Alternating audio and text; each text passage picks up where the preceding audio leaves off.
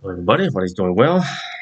Picking up on Proverbs, chapter 5 and 6. Again, Proverbs is every one or two lines can mean a different topic. And that's how my messages have been coming across for some time now. It's all one topic. My son, pay attention to my wisdom. Turn your ear to my words of insight. In other words, listen to him.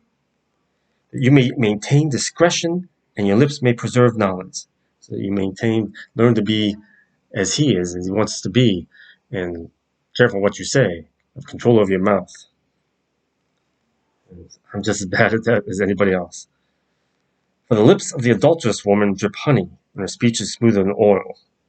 But in the end she is bitter as gall, sharp as a double-edged sword. Her feet go down to death, her steps lead straight to the grave. She gives no thought to the way of life. Her paths wander aimlessly, but she does not know it. To those who lead you astray. That's specifically speaking of a woman. This calling is temptation and darkness. It'll just lead you astray, tempt you, without you realizing it. So subtle, so subtle. It just leads you to down to death, straight to the grave, wandering aimlessly, lost, discontent, never fulfilled. See more and more of the people out there that each day. More and more leaving religion and churches, and that's okay, because they lead people astray. But don't stop believing, don't stop seeking God. Again,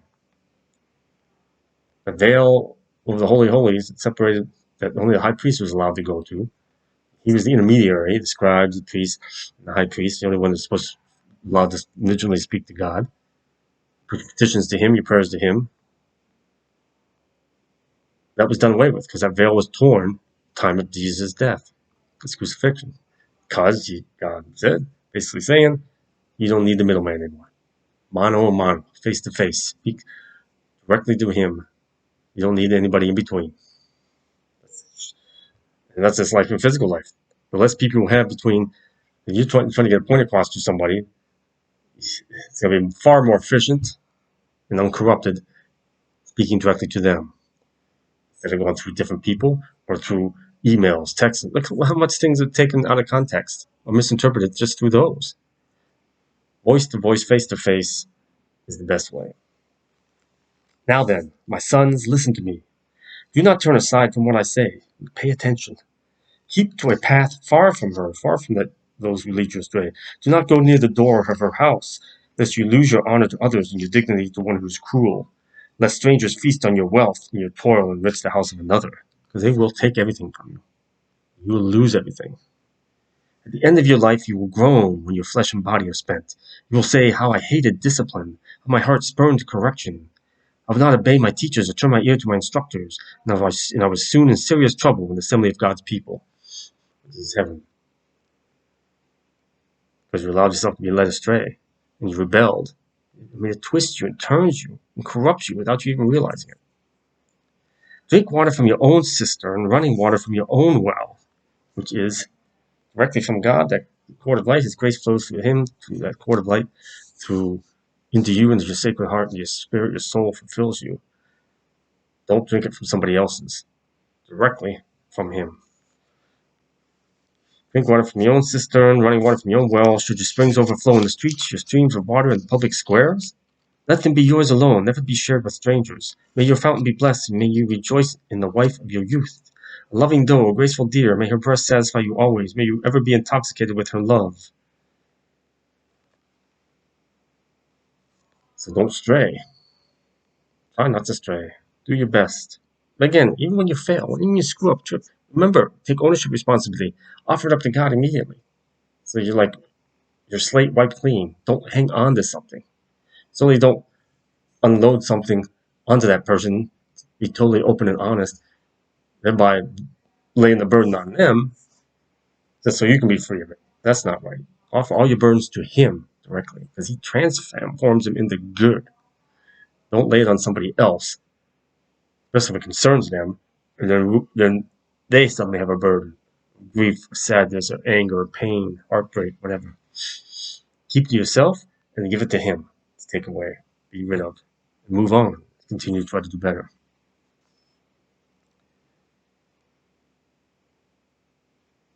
Why, my son, be intoxicated with another man's wife? Why embrace the bosom of a wayward woman, or anybody who leads you astray? Why specifically they're referencing the temptation, all that sort of thing, even their female gender? That could be a mistranslation, that could be the way, man above woman, those times, so they made woman the scapegoat for all the problems. Who knows? But it's specifically speaking of darkness and its tools and its weapons, a woman. For your ways are in full view of the Lord. They probably derived that from Eve. For your ways are in full view of the Lord, and he examines all your paths. Again, nothing's hidden, as the messages have said. Evil deeds of the wicked ensnare them. The cords of their sins hold them fast. For lack of discipline, they will die, led astray by their own great folly. They will fall into their own traps. Trust in God. Chapter 6. My son, if you have put up security for your neighbor, if you have shaken hands in pledge for a stranger, you have been trapped by what you said, ensnared by the words of your mouth. Well, you gotta stick to it. He says, you give surety to somebody, and you promise them that, you need to hold to that. You trapped yourself in that. So be careful what you promise. Be careful what you swear upon. So do this, my son, to free yourself, since you have fallen into your neighbor's hands. Go to the point of exhaustion, and give your neighbor no rest. Allow no sleep to your eyes, no slumber to your eyelids. In other words, if you promise it, then you carry it out to the best of your ability to fulfill that promise, to fulfill that surety, to fulfill what it is you said you were going to do. Commit to it. Be done with it. Free yourself like a gazelle from the hand of the hunter, like a bird from the snare of the fowler. Go to the ant, you sluggard. Consider its ways and be wise. It has no commander, no overseer or ruler, yet it stores its provisions in summer and gathers its food at harvest. How long will you lie there, you sluggard? When will you get up from your sleep? A little sleep, a little slumber, a little folding of the hands to rest, and poverty will come on you like a thief and scarcely like an armed man. Otherwise, don't be lazy. Sloth is one of the sins. Not a major sin, but it's a sin. Don't sit around others do. If you're capable of doing something, do it and help others to do. Don't just sit around when you're fully capable of something and not do anything. Don't do anything when you promise to do something. A troublemaker and a villain who goes about with a corrupt mouth, who winks maliciously with his eyes, signals with his feet, and motions with his fingers, who plots evil with deceit in his heart, he always stirs up conflict. Therefore, disaster will overtake him in an instant. He will suddenly be destroyed without remedy. So, those who are doing that, leave them to God. I know it's so tempting to go after them. But leave them to God. He does it the best. There are 6 things the Lord hates, 7 that are detestable to him. Haughty eyes, in other words, thinking you're all full of yourself. Does that remind you? Well, many out there. Haughty eyes, a lying tongue, hands that shed innocent blood. Innocent blood. So you're defending yourself. You shed blood. That's not a sin. You protected yourself. Not the ideal, but you protected yourself. You defended yourself. A heart that devises wicked schemes, these plotters and these schemers that are out there. Feet that are quick to rush into evil, not thinking, quick to go do something that's not good in God's eyes. A false witness who pours out lies. Again, does not bear false witness. And a person who stirs up conflict in the community. Plenty of those out there. Again, not to offend anybody who's pro Donald Trump or something, but how much of this pertains to him? He's got a lying tongue. He has haughty eyes. He's shed innocent blood indirectly. He devises wicked schemes. He's quick to rush into evil. He's been a false witness, and he stirs up conflict in the community. It's all things the Lord hates. Proverbs 7, verse 16 through 19.